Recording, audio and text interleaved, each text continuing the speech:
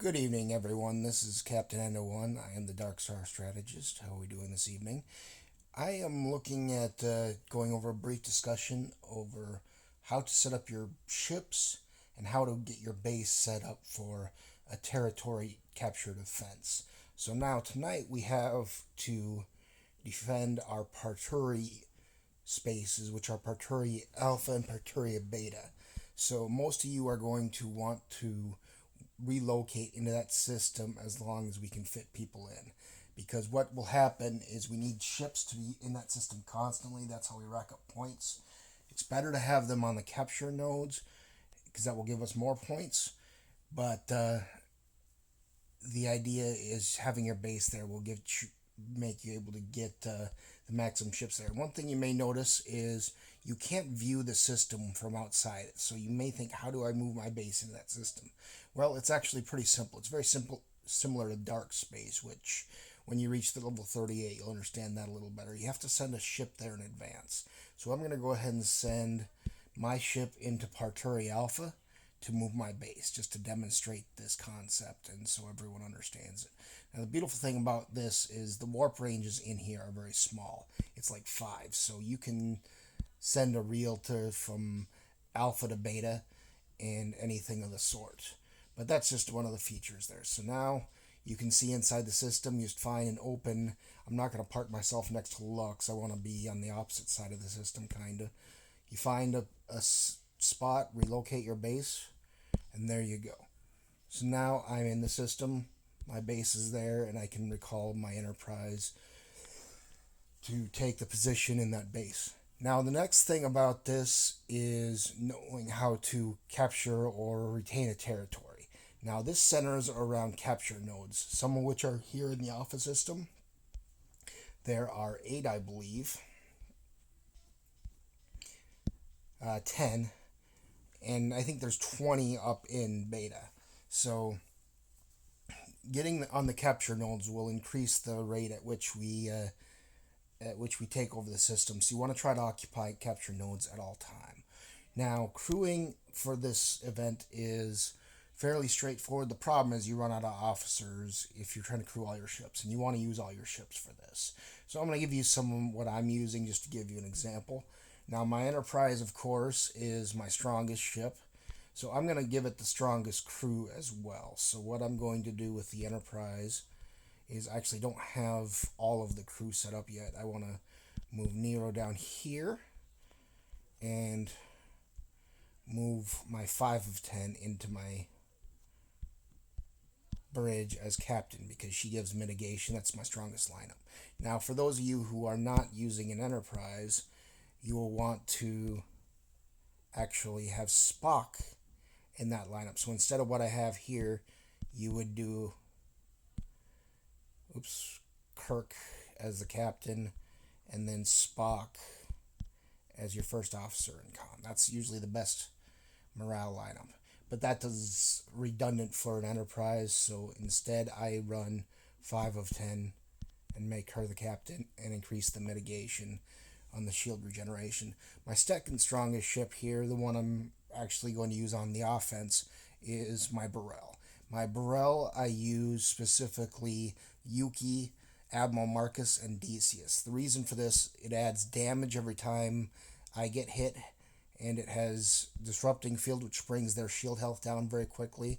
And then I also have a lot of shield piercing, courtesy of Marcus, and I need to rank him up, so that does even more. And if I happen to encounter any Romulan ships, it'll give me another advantage, but that's not really the big one here. Now, the one ship I might use periodically on offense is my D4, but since I haven't worked on it a lot, I don't use it a lot, but I do have Kang with the Har Master to give a hull breach. Krell increases the damage against Fed ships, which is actually pretty useful here. And Mara to take advantage of the hull breach and make these things have no dodge. So that's kind of handy. I don't use my D4 on offense a lot. Now, my Saladin would be good on offense, but it's not nearly as strong anymore. So instead I put a defensive crew lineup. The first one I recommend here is Carol, Marcus, Billy Mitchell, and 0718, because that gives, first of all, applied science. When defending in battle against a player, if you're on a node, you'll be defending in battle against a player. You increase the weapon damage. Then you also get Think or Sink, adds damage for when you get hit by a critical hit. Increases the weapon damage again by Marcus's ability, and increase the defense of all officers on the ship, and it just provides synergy. So that's why I use that setup there. And last but not least, on my Intrepid, probably my weakest as far as PvP is concerned right now, I use a Tilly lead because she has the power of math. So basically, again, defending from a player attack, she decreases their shield health by 25 starting shield health. And when fighting players, Saru decreases the weapon damage. Tilly gives the ability to decrease the officer's attack cumulative, so it's kind of like Decius in reverse, makes them consistently weaker. So if you have the battleship like an Intrepid, it'll, with a lot of hull health, it makes the battle last longer and kind of puts the advantage in your favor. And then when defending against a player, increases the opponent's armor piercing, which isn't ideal for battleships, but it does help for battleship on battleship encounters. So there is that. So those are some of the crew lineups you can use. If you want, you can also, and I got to remember which ship has it, but if you want to make a ship that just runs around really fast, you can bring up a Pan crew. So you have Pan and his cohorts. It doesn't do much for you offensively, but if you're running a Realta or a Vidar or anything that you want to move around fast, it'll increase the impulse speed of the ship by 20%. And actually, that's even more so when it's combined, because all that synergy gives you all the way up to 50%. So it's a pretty big bump. Now, that's if you just want to get around quickly. It has the hull breach effects, which in a PvP environment kind of get you killed quicker. But it is what it is. It's just something, if you want to kite people around the system, especially when there's a lot of lag, it may come in handy. But if you're just keeping the ship stationary, I recommend more strongly put a crew that will just sit there on defense and hit harder and just replace it when it dies. Because what's going to happen is you're probably going to move your ship onto a node. So you move it onto the capture node here, you'll take it and you'll mine it.